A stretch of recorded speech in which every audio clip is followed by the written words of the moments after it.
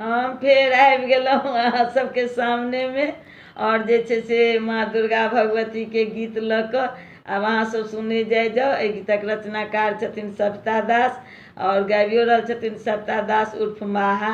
तो आब अहाँ सब सुनै जाओ, ठीक ने? सुनू। दुर्गा पूजा के एलै बहार, करू सखी सब 16 श्रृंगार। पूजा करब सब हे दुर्गा माई के, गीत गायब सब हे दुर्गा माई के। दुर्गा पूजा के एलै बहार, करू सखी सब 16 श्रृंगार।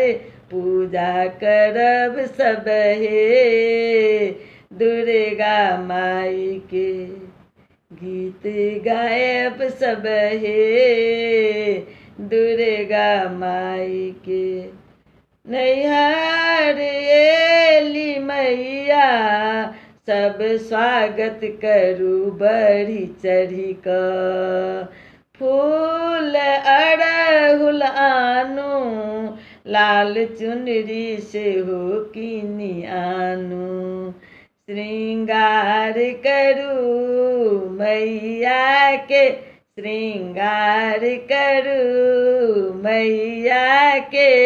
लहठी लाले सिंदूर पहिरा कऽ, चम चम चमकै हे मैया के लीलार। चम चम चमकै हे मैया के लीलार। दुर्गा पूजा के एलै बहार, करू सखी सब 16 श्रृंगार। पूजा करब सब हे दुर्गा माई के, दुर्गा माई के।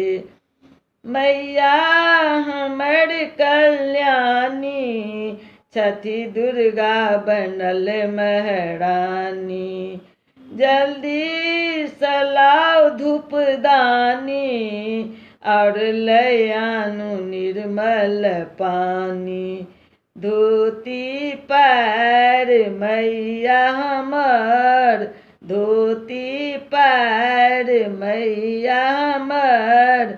सबहक सुनती कहानी, दुख दूर करती माँ अपन भक्त के। दुख दूर करती माँ अपन भक्त के। पूजा करब सब हे दुर्गा माई के। दुर्गा पूजा के एलै बहार, करू सखी सब 16 श्रृंगार। पूजा करब सब हे दुर्गा माई के, गीत गायब सब हे दुर्गा माई के। संहार केने छथि मैया, दुनू राक्षस शुंभ निशुंभ के। संहार केने छथि मैया, दुनू राक्षस शुंभ निशुंभ के। मैया महिषासुर के मारल, सब ऋषि मुनि के उबारल। गबै छथि सविता दास, गबै छथि सविता दास। भजन दुर्गा मैया के, रक्षा करती माँ अपन सब भक्तन के।